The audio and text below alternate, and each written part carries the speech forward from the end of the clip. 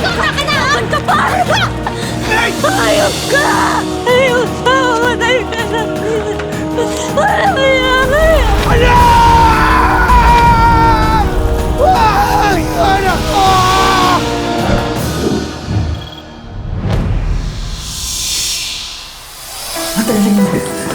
Oh, bakit? May nangyari ka na, kuya. Anong nangyari sa pamilya ko?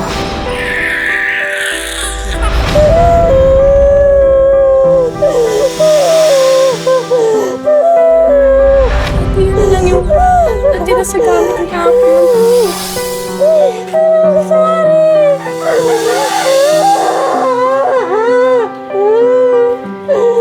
Dali! Tumulong ka nga dyan. Ayaw mo ka gumawa ng skandalo. Sorry! Nagkamali ako. Ano nangyari? Bakit naiwan siya sa sunog? Ikaw yung nanay. Ikaw dapat nag-aalaga sa anak natin. Pero nasaan ka ng mga oras na yun, ha? Ano ginagawa mo?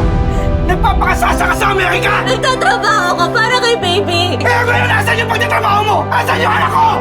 Wala! Naiintindihan ko na ngayon. Nasasaktan lang siya ng todo katulad ko. Dahil sa nangyari sa anak namin, kailangan kong humingi ng tawad sa kanya. Sobra-sobra na yung pinagdaanan mo ngayong araw. Ipahinga mo muna yung puso mo. Hindi, kailangan ko siyang makausap. Nasaan ang kuya mo? Uy, idol talaga kita. Lupit mo. Hoy! Malanding babae! Hayop ka! Hayop ka! Hindi ka na nangga! Bakit ka walang hiyo? Bitawan mo ako! Ano ba? Wala lang ako ng anak! Aahatin mo ba ang asawa ko? Hayop malandi! Aling baron! Hayop ka! Malandi ka! Ikaw babae ka ha? Bakit ako pinupuntirya mo? Bakit hindi yung malanding asawa mo ang awayin mo? Ginigising kita nung gabi na susunog na yung buong barangay natin. Anong nangyari sa anak ko? Yung asawa mo, inuna ang sarili niya bago iligtas ang anak niya. May padrama-drama pa yan. Pero alam ng lahat dito na nasunog ang anak mo dahil nagpakalasing ang asawa mo. Mahiya ka! Kabinin-binin ako sa'yo! Naalagaan mo ang anak natin! Hindi mo na nga kayang buhayin ang pamilya natin! Pamamayaan mo ba ang anak ko? Mahal kita. Makamatay ako pag nawala ka. Please, huwag mo ako iiwan. Please. Tiyong mo ko! Tuwing hinahawakan mo ko, naaalala ko na yung mga kamay na yan na pumatay sa anak ko!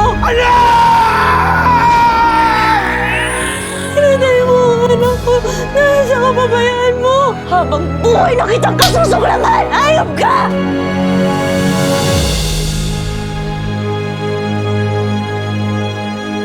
Anak, mayawari mo ko, sorry!